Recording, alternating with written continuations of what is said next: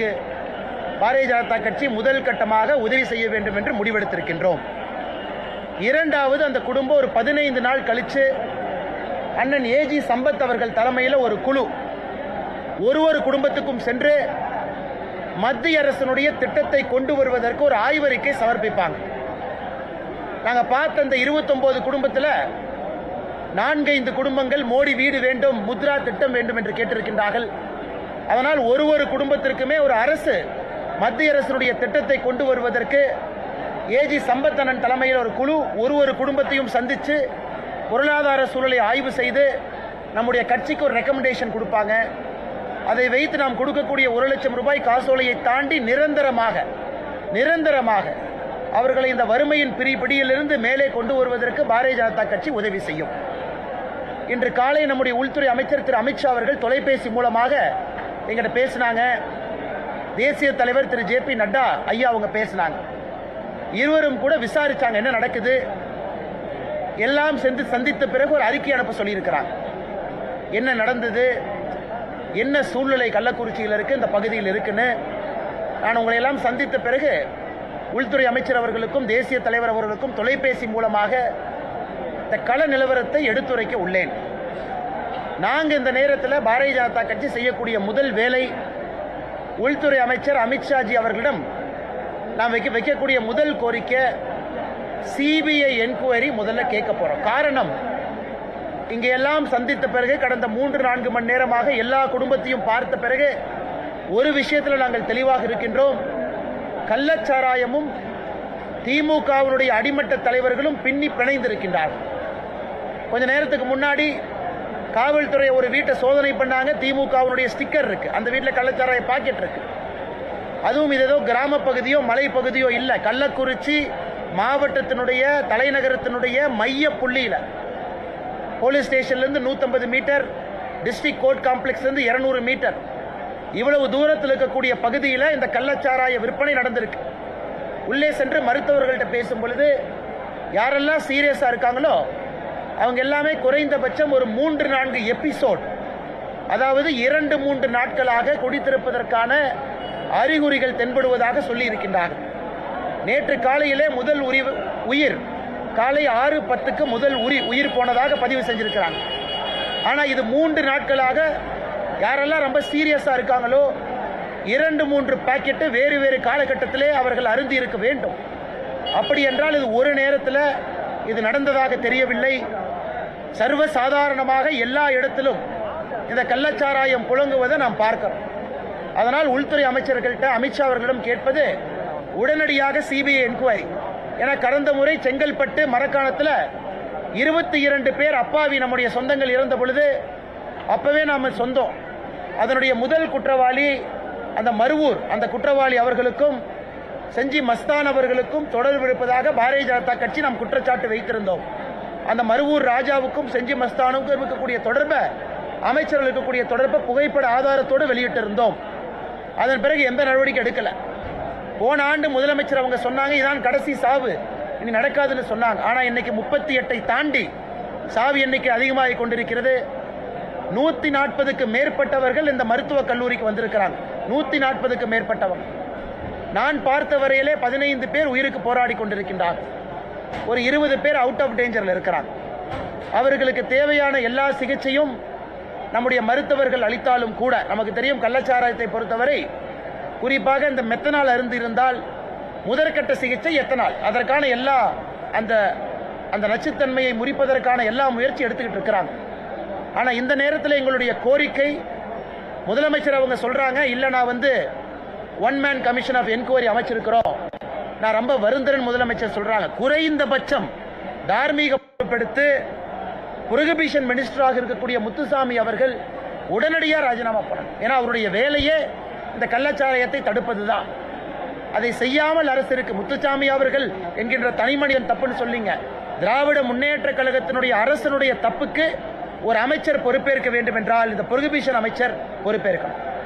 இரண்டாவது, முதலமைச்சர் அவர்கள் நம்முடைய தமிழகத்தினுடைய புரோகிபிஷன் பாலிசி, அவங்களுடைய தேர்தல் அறிக்கை 2021 360வது பாயிண்ட், யாராவது பத்திரிகை நண்பர்கள் படிப்பதற்கு வாய்ப்பு இருந்தால் படிச்சு பாருங்க. ஒரு கட்டமாக சாராயத்தை குறைப்பதற்கான முயற்சி எடுப்போம், டி அடிக்ஷன் சென்டர்ஸ் கொண்டு வருவோம் என்று 360வது பாயிண்டா சொல்லியிருக்கிறாங்க. ஆனா இன்னைக்கு டாஸ்மார்க்கினுடைய வருமானம் ஒரு ஆண்டுக்கும் 18% 22% உயர்ந்து கொண்டிருக்கிறது. அப்படி இருக்கும் பொழுது ப்ரொஹிபிஷன் பாலிசியே ஃபெயிலியர். அதை முதலமைச்சர் ஒப்புக்கொண்டு தார்மீக பொறுப்பேற்று அந்த ப்ரொஹிபிஷன் பாலிசியை செட் பண்ணணும். இறந்து போன அந்த உயிர்களுக்கு மதிப்பளித்து நாளை முதலமைச்சர் அறிவிப்பு கொடுக்கணும். தமிழகத்தில் 1000 டாஸ்மாக் கடைகளை மூடுவோம் என்று முதலமைச்சர் அறிவிப்பு கொடுக்கணும். முதல் கட்டமாக ஃபேஸ் வைஸா சாராயத்தை ஒழிக்க வேண்டும் என்றால் அரசு டாஸ்மார்க்கை நடப்பதற்கான தார்மீக உரிமை இல்லை. திமுகவை சார்ந்த எம்பிக்களோ சில நபர்களோ நடத்தக்கூடிய சாராய ஆலை நன்றாக இருக்க வேண்டும் என்பதற்காக டாஸ்மாக் நடந்து கொண்டிருக்கிறது. தார்மீக பொறுப்பெடுத்து ப்ரொஹிபிஷன் பாலிசி ஃபெயிலியர் ஆயிருச்சுன்னு முதலமைச்சர் ஒத்துக்கிட்டு 1000 டாஸ்மாக் கடைகளை குறைந்தபட்சம் நாளை மூடுவதாக முதலமைச்சர் அறிவிப்பு செய்து ப்ரொஹிபிஷன் மினிஸ்டர் அவர்கள் தன்னுடைய பதவியிலிருந்து ராஜினாமா செய்ய வேண்டும். இது பாரதிய ஜனதா கட்சியினுடைய கோரிக்கை. நாங்கள் கட்சியால் எங்களால் முடிந்தளவு உதவி செய்கின்றோம். மத்திய அரசுடைய திட்டத்தை கொண்டு வர்றோம். முதலமைச்சர் அவர்கள் இதற்கு தனிப்பட்ட முறையிலே பொறுப்பெடுத்து அவர்கள் இங்கே வந்து பார்க்கணும். நான் உதயநிதி ஸ்டாலின் அவர்கள் அனுப்பி வைப்பேன். தென் மாவட்டத்தில் வெள்ளம் வந்தால் உதயநிதி ஸ்டாலின் அவங்க போவாங்க. கள்ளக்குறிச்சியில் மக்கள் இறந்தால் உதயநிதி ஸ்டாலின் வருவாங்க. இது அரசனுடைய பொறுப்பில்லாத தனத்தை காட்டுது. முதலமைச்சர் அவர்கள் இதுக்கு வரலினா எதுக்கு போவார்கள்? அரசனுடைய தலையாய கடமை ஒரு குடிமகனுடைய உயிரை பாதுகாப்பது அரசனுடைய முதல் கடமை. சொத்தை பாதுகாப்பது இரண்டாவது கடமை. அதுக்கப்புறம் தான் டெவலப்மெண்ட், அதுக்கப்புறம் தான் நலத்திட்ட பணிகள். உயிரை பாதுகாப்பது முதல் கடமை. ஆனால் இன்னை உயிரை பாதுகாப்பதற்கே திராவிட முன்னேற்ற கழகத்தினுடைய அரசு அவங்களால செயல்படுத்தப்பட முடியல, செயல்படுத்தல. அப்படி இருக்கும் பொழுது முதலமைச்சர் உடனடியாக கள்ளக்குறிச்சிக்கு வரணும். துரிதமாக முதலமைச்சர் இங்கே வந்து இருக்க வேண்டும். கேம்ப் இருக்கணும், முதலமைச்சருடைய கேம்ப். எல்லா கிராமத்துக்கு போகணும். 2 கிராமத்தில் இன்னைக்கு வந்து உயிர் பலி 2 கிராமத்தில் சொல்லியிருக்கிறாங்க. அதனால மாதவச்சேரிக்கும் போகணும். இங்க இருக்கக்கூடிய கள்ளக்குறிச்சியினுடைய மையப்பகுதியில் இருக்கக்கூடிய கருணாபுரத்துக்கு போகணும். நான் உதயநிதி ஸ்டாலின் அனுப்பி வைப்பேன்னா இங்கேயும் குடும்ப அரசியல், இங்கேயும் நெப்பாட்டிசம், இங்கேயும் குடும்ப அரசியலை முன்னிலைப்படுத்தி முதலமைச்சர் அவர்கள் எதிரி அரசியல் பண்ணிட்டு இருக்காங்க. அதனால் எங்களுடைய குறைந்தபட்ச எதிர்பார்ப்பு ப்ரொஹிபிஷன் மினிஸ்டருடைய ராஜினாமா, இந்த உயிர்களுக்கு மதிப்பளித்து 1000 டாஸ்மாக் கடைகளுடைய மூடல், ப்ரொஹிபிஷன் பாலிசி புது பாலிசியை கொண்டு வரணும். மிக முக்கியமாக முதலமைச்சர் இங்கே வந்து பார்க்கணும். கட்சியால் முடிந்த உதவியை நாங்கள் செய்ய போகின்றோம். ஒரு குடும்பத்திற்கு நாங்கள் கொடுக்கக்கூடிய நிதி உதவியை தாண்டி இந்த வறுமையினுடைய கோரப்பிடியிலிருந்து வெளியே வருவதற்கு மத்திய அரசினுடைய நலத்திட்ட உதவிகளை நாங்கள் பயன்படுத்த போறோம். ஏஜி சம்பத் அவர்கள் தலைமையில் இருக்கக்கூடிய இந்த குழு இன்னும் 10 நாட்கள் அந்த குடும்பத்துக்கு நேரம் கொடுத்து அவங்களுடைய காரியமெல்லாம் முடிந்த பிறகு அவங்க 15 நாள் டைம் எடுத்து ஆய்வறிக்கையை சப்மிட் பண்ணுவாங்க. அதை துரித கால நடவடிக்கையாக நாங்கள் அதை மேற்கொள்ள இருக்கின்றோம். பத்திரிகை நண்பர்களுக்கு வேற கேள்வி இருந்தா கேளுங்கண்ணா.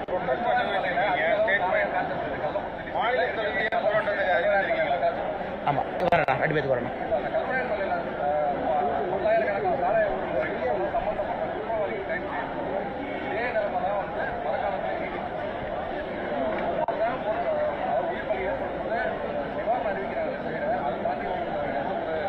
இது உண்மைதாங்கண்ணா, இது உண்மைதான். இன்னைக்கு என்னன்னா வரும்போது ரிட்டையர்ட் சப் இன்ஸ்பெக்டரை பார்த்து கேட்டார், ஐயா மாவட்ட ஆட்சியர் மாவட்ட காவல்துறை கண்காணிப்பாளர் 2 பேருமே 2 கண்கள்.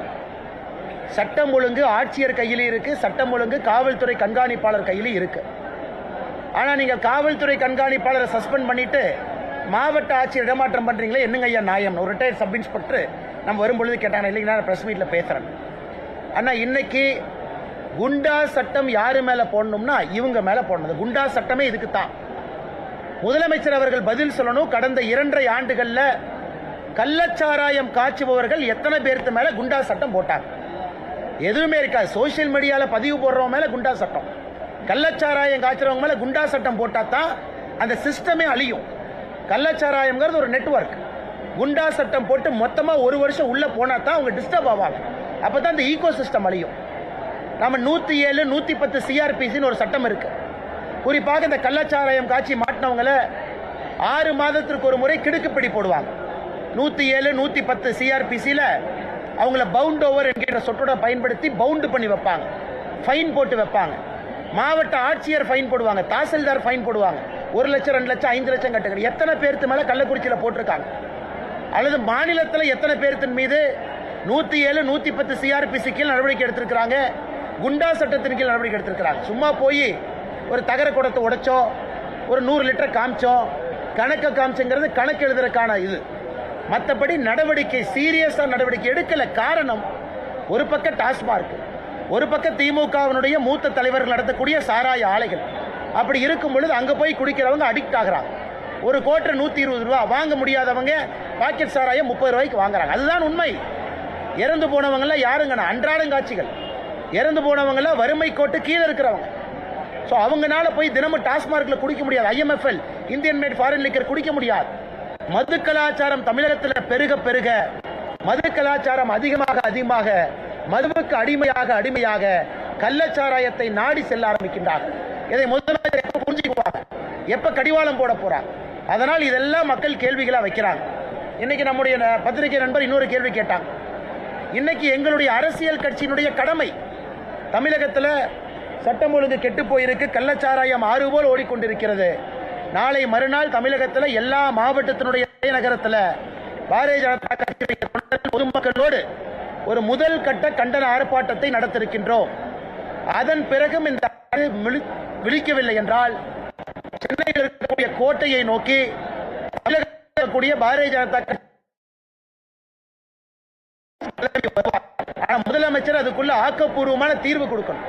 நான் 1 மேன் கமிஷன் போட்டிருக்கிறேன், ஏத்துக்க முடியாதுங்க. குறைந்தபட்சம் நாங்கள் கேட்பது அந்த அமைச்சருடைய ராஜினாமா. குறைந்தபட்சம் 1000 டாஸ்மாக் கடையை மூடுங்க. குறைந்தபட்சம் புது சாராய பாலிசி கொண்டு வாங்க. இத்தனை கடையை மூடுறோம், இத்தனை ப்ரொஹிபிஷன் கொண்டு வர. மூணுமே செய்யாம வெறும் அறிக்கை என்பது வெறும் பேப்பர். இது செய்யவில்லை என்றால் எங்களுடைய முதல் கட்ட போராட்டத்தை தொடர்ந்து தமிழகத்திலிருந்து எங்களுடைய தொண்டர்கள் அனைத்திடத்திலும் இருந்து கோட்டையை நோக்கி நிச்சயமாக வருவார்கள். எந்த மாற்று கருத்தும் இல்லை.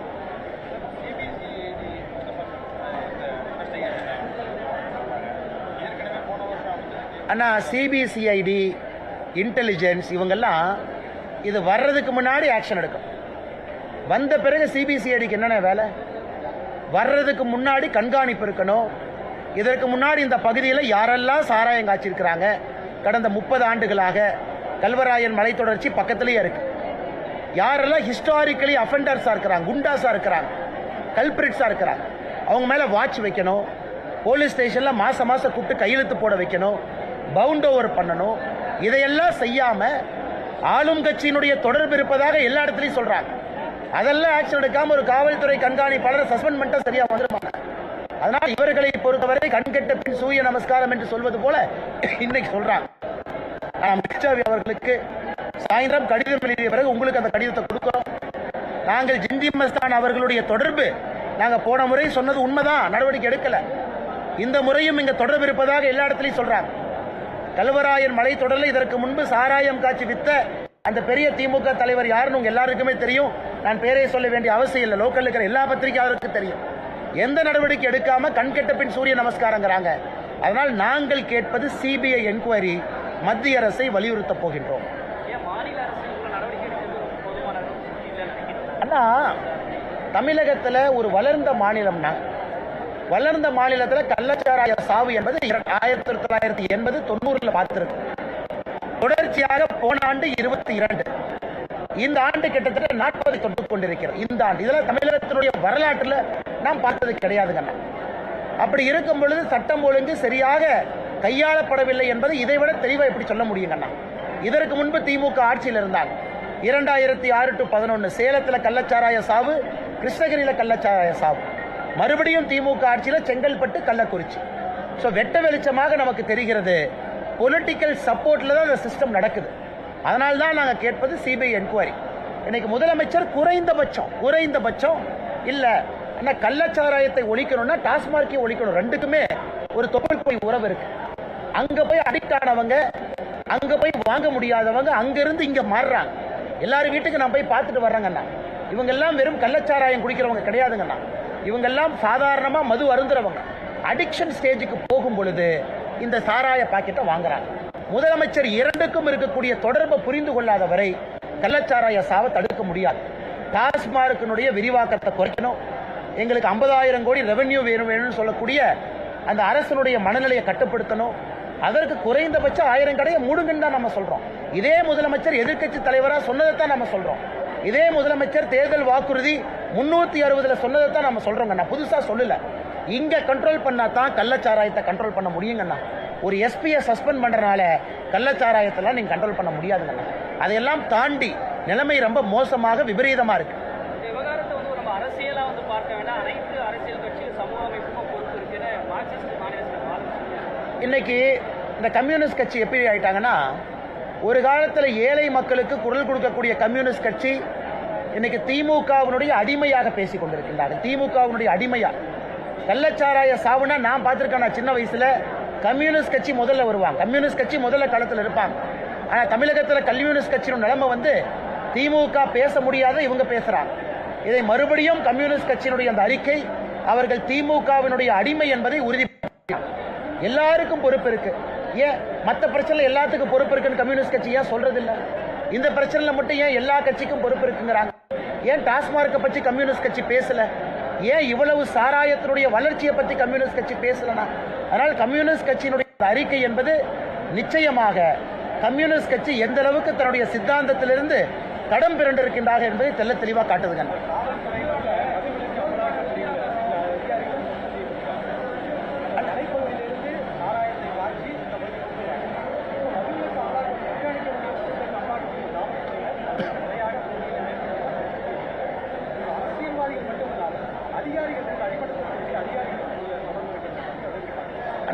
நிச்சயமா அதிகாரிகளுக்கு இதுல தொடர்பு இல்லைன்னு நம்ம யாரும் சொல்லலீங்கண்ணா.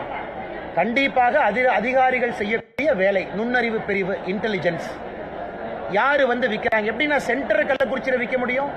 கோர்ட் காம்ப்ளெக்ஸ் வந்து 150 மீட்டர்னே. இதெல்லாம் யாரு வேலை? லோக்கல் போலீஸ் ஸ்டேஷன் நுண்ணறிவு பிரிவு. இதற்கென்று சிவரப்பு படை இருக்கு. தடுப்பதற்காக அவங்க வாட்ச் பண்ணணும். இந்த மலை என்ன வீரப்பங்காடானா? இதனை கண்டுபிடிக்கிறது கஷ்டமா? அவங்க இன்டெலிஜென்ஸை அலர்ட்ல வச்சுக்கணும். மலைவாழ் மக்கள்கிட்ட பேசிக்கிட்டு இருக்கணும். யாரு வர்றாங்க, யாரு காய்ச்சறாங்க. ஒருவேளை இவங்க மெத்தனால்னு சொல்றாங்கன்னா எங்கிருந்து வருது? இண்டஸ்ட்ரியல் டைவர்ஷனா எங்கிருந்து வருது? அதையும் கண்காணிக்கணும்.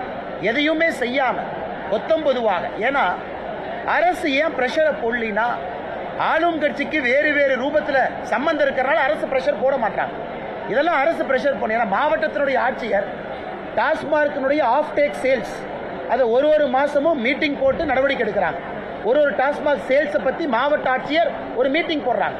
டாஸ்மார்க்ல வருவாய் குறைஞ்சா கேள்வி கேட்கிறாங்க. அந்த மீட்டிங்கை சிஎம் ஏன் போடக்கூடாது? எத்தனை கள்ளச்சாராயத்தை பிடிச்சிருக்கிறீங்க, எத்தனை பேர்த்த கைது பண்றீங்க? இந்த மீட்டிங்க கோட்டையில் முதலமைச்சர் போட்டிருக்கணுமா இல்லையாங்க? இன்னைக்கு 2 பேர்த்த சஸ்பெண்ட் பண்றதுனால தவறு செய்ததற்காக நடவடிக்கை எடுக்கணும். ஆனா எல்லா பழியும் அதிகாரிகள் மேல போட்டுட்டு அரசியல்வாதிகளும் ஆளுங்கட்சிக்காரங்களும் தப்பிப்பது எந்த விதத்திலே நியாயங்கண்ணா?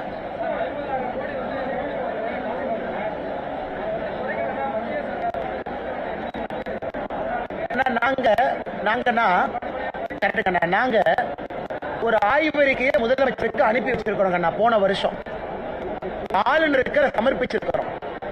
எங்களுடைய வெப்சைட்ல இருக்கு 313 பக்கம். அதுல எப்படி தமிழகத்தில் டாஸ்மார்க்கை ஒழிக்கிறது, எப்படி வருமானத்தை ஈட்டுறது, ஒரு வருடத்திற்கு எப்படி 1 லட்சம் கோடி ரூபாய் டாஸ்மார்க்கை மூடிட்டு தென்னை மரம் பனைமரம் மூலமா கொண்டு வர்றோங்கிற ஆய்வறிக்கையை நாங்கள் ரெடி பண்ணியிருக்கிறோம். முதலமைச்சருக்கு அதை சப்மிட் பண்ணியிருக்கிறோம். எங்கள் மூலமாக யாரும் சப்போர்ட்டே பண்ண வேண்டாங்கண்ணா. இதே மாநிலத்துக்குள்ள டாஸ்மார்க்கை மூடிட்டு இதே மாநிலத்துக்குள்ள 1 லட்சம் கோடி ரூபாய் வருமானத்தை மக்களுக்கு புதிய வரி போடாம ஈட்ட முடியும் என்பது எங்களுடைய ஆய்வறிக்கையை சமர்ப்பிச்சிருக்கிறோம். ஆனால் நண்பருக்கு அன்பான வேண்டுகோள், நீங்க கொஞ்சம் நேரம் கையில் இருக்கும் பொழுது எங்க ஆய்வறிக்கையை ஒரு முறை படிச்சுட்டு நீங்க அமைச்சர்கள்ட்ட இந்த கேள்வி கேட்கணும். பிஜேபி சொல்லியிருக்காங்க, இந்த ஆய்வறிக்கையில் என்ன தவறுன்னு நீங்க கேள்வி கேளுங்க. நான் உங்களுக்கு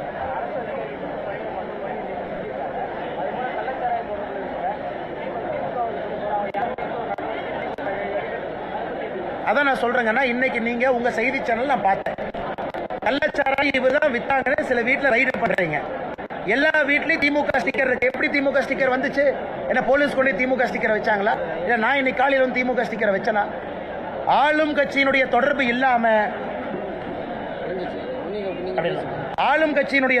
இல்லாம இந்த அளவுக்கு ஃப்ரீயா தலைநகரத்து ஒரு கேபிட்டல் சிட்டிங்கன்னா டிஸ்ட்ரிக்ட் ஹெட் குவார்டர்ஸ் இதுக்குள்ள இந்த அளவுக்கு எல்லாம் விற்க முடியாதுங்கண்ணா. எல்லா பழியும் கல்வராயன் மலை யாரோ காய்ச்சிறாங்க அங்கே போய் குடிச்சாங்க. இதெல்லாம் பாக்கெட்டு போட்டு டிவிஎஸ் 50ல் கொண்டு வந்து உள்ளூருக்குள்ள நிறுத்தி தினமும் விற்கிறாங்க. இன்னைக்கு சீரியஸாக இருக்கிறவங்க எல்லாம் 3 நாள் குடிச்சவங்க, ஒரு நாள் ஒரு பாக்கெட் குடிச்சவங்க கிடையாது. 5 ml 3 முறை. அதனால தான் இவ்வளவு சீரியஸாக இருக்கிறாங்கன்னா. அதனால் இதை மூடி மறைப்பதை விட்டுவிட்டு ஆளும் கட்சியினுடைய அரசு தெல்ல தெளிவாக மக்களுக்கு புரிகிறபடி சொல்லி நாங்கள் நடவடிக்கை எடுத்திருக்கின்றோம் என்று நமக்கு நம்பிக்கை அளிக்கணும். ஒரு கமிட்டி போறனால எந்த பிரயோஜனம் இல்லைங்கண்ணா. திரும்ப உங்களை சந்திக்கிறவங்கன்னா இன்னொரு கிராமத்துக்கு போகணும், அங்கேயும் மக்கள் இருக்காங்க, அங்கே 6 பேர் இறந்துக்கிறாங்க, அங்கே வெயிட் பண்ணிட்டு இருக்காங்க. கோச்சிக்காதீங்கன்னா நன்றி.